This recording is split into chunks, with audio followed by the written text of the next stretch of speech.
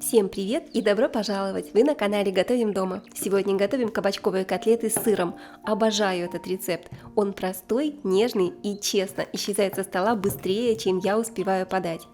Итак, начнем с кабачков. Берем 3 кабачка, разрезаем их пополам и теперь ложкой вот так аккуратно убираем серединку.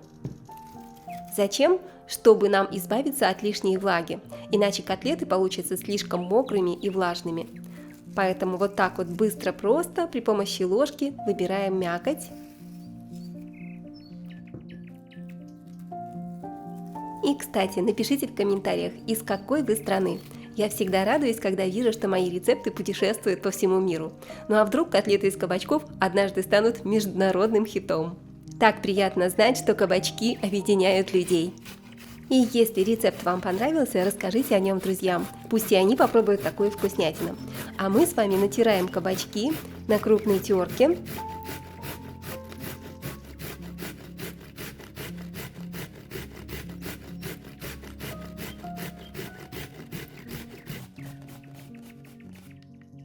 Вот такая гора кабачков получилась. Всегда удивляюсь, что из 3 кабачков получается гора на весь дом. Перекладываем кабачки в миску. И добавляю немного соли, чтобы кабачки пустили сок. Берем вилочку, все перемешиваем. И оставим минут на 10 кабачки отдохнуть. А пока займемся другими делами. Дел на кухне хватает. Возьмем кусочек сыра. Я использую моцареллу. И тоже натрем на крупной терке.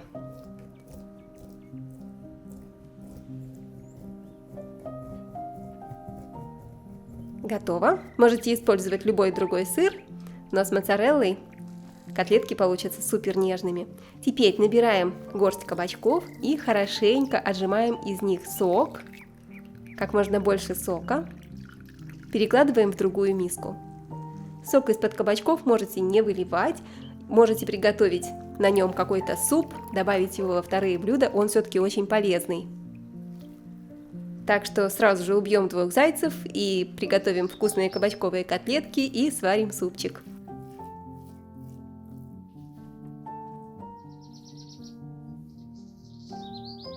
Добавляем к отжатым кабачкам наш тертый сыр и еще раз вилочкой все хорошо перемешаем.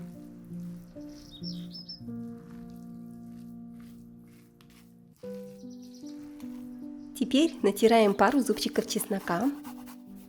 Чесночок так пахнет, что я уже проголодалась. Люблю чеснок, добавляю его во все блюда, но всегда думаю, главное не переборщить, а то потом соседи попросят рецепт или попросят переехать. Хорошо перемешиваем и добавляем секретный ингредиент. У меня это сыр рикотта. Рикотта, она получается менее жирная, например, чем сливочное масло, и при этом придает сочность, и котлеты получаются супер нежными, сочными и супер полезными. При том, что они еще и будут без жарки, мы будем запекать их в духовке. Рецепт получится просто пальчики оближешь. Мягкие, нежные, золотистые котлетки с румяной аппетитной хрустящей корочкой, с сыром, с чесночком. В общем, давайте по порядочку, не будем забегать вперед. Также я натираю еще немного сыра пармезан. Здесь любой твердый сыр подойдет. Он придаст немножко остроты и вкуса нашим котлетам. И обязательно небольшой пучок любой зелени, которая есть у вас под рукой. Петрушка, укроп, кто-то любит кинзу. На ваше усмотрение. Вот так вот меленько-меленько порубим зелень и добавляем хорошую горсть петрушки к нашим котлеткам. Сюда же разбиваю 1 яйцо и щедро приправляем солью, черным молотым перцем. Главное не забыть посолить, а то у меня и такое бывает. Приготовила, попробовала, а оказалось, что забыла добавить соль. У кого тоже такое бывает, делитесь в комментариях. На кухне чего только не происходит, друзья. Осталось еще раз хорошо перемешать нашу массу из кабачков. И что нам еще осталось? Главное не забыть вот этот вот ингредиент, он здесь тоже очень важный. Это панировочные сухари, я добавляю где-то 4 столовых ложки. Панировочные сухари, вы знаете, можете заменить мукой, кто-то даже может манкой заменить. В общем, варианты разные. Посмотрите, что у вас есть на кухне под рукой, или сходите в магазин. Застилаем противень пергаментом, смазываем любым растительным маслом, которое найдется у вас в кухонном шкафчике, и начинаем формировать котлетки. Зачерпываю пару столовых ложек массы из кабачков. Руки можете немножечко смочить водой или смазать растительным маслом. И вот формируем такую аккуратненькую, симпатичненькую котлетку. Котлетки получаются просто игрушечки. Очень такие красивые, аппетитные. Обваливаем их сверху в панировочных сухарях, чтобы придать им золотистую хрустящую корочку. И выкладываем на застеленный пергаментом противень. Давайте слепим еще пару котлеток. Посмотрите, как легко и просто они готовятся. И очень мне нравится этот рецепт тем, что его можно приготовить заранее. Например, на выходных вы приготовили целый противень или два таких котлеток, и потом целую неделю вы можете кушать их, доставать из холодильника, просто разогревать. Экономия времени, сил и очень-очень быстро, вкусно и полезно. Я просто уверена, что если даже вы не являетесь большим поклонником кабачков, попробовав эти котлеты, вы точно станете большим фанатом, любителем кабачковых котлет, потому что эти кабачковые котлеты, я бы сказала, вкуснее мяса. Отправляем в разогретую духовку, я разогрела ее до температуры 180 градусов, и будем запекать их где-то около 20 минут. А пока готовятся котлеты, мы с вами нарезаем болгарский перец. Такой перец красивый, даже жалко резать. Вот таким вот образом, посмотрите, я разрезаю перец, удаляю сразу же семена. Очень удобно, обрезаем перчик, мякоть вокруг плодоножки. И нарезаем вот такими вот полосками сначала, а потом небольшими кубиками. Мы сейчас с вами готовим очень быстрый, простой и вкусный салат. Этот рецепт я подсмотрела в ресторане, поймала повара, расспросила, и теперь скорее делюсь им с вами, потому что он реально очень быстрый, вкусный, называется шопский.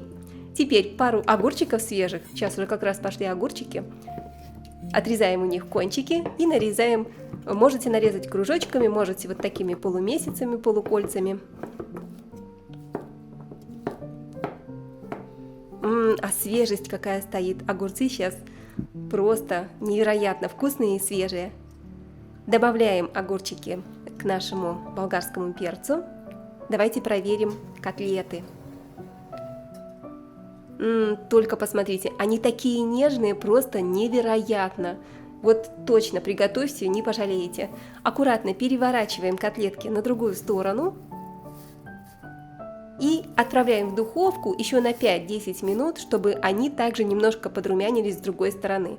Хрустящие, просто чудо. Так, нарежем помидорки для нашего салата. Помидорки мягковатые, с трудом режутся, ну ладно, значит спелые.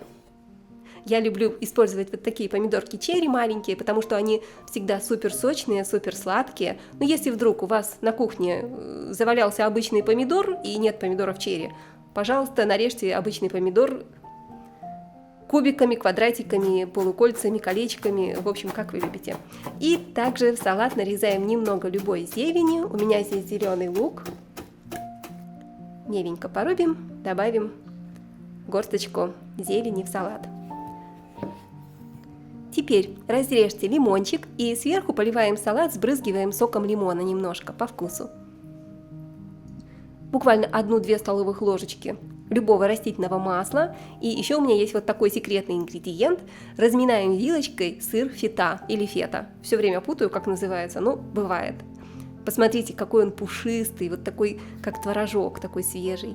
И сверху посыпаем раскрошенным сыром.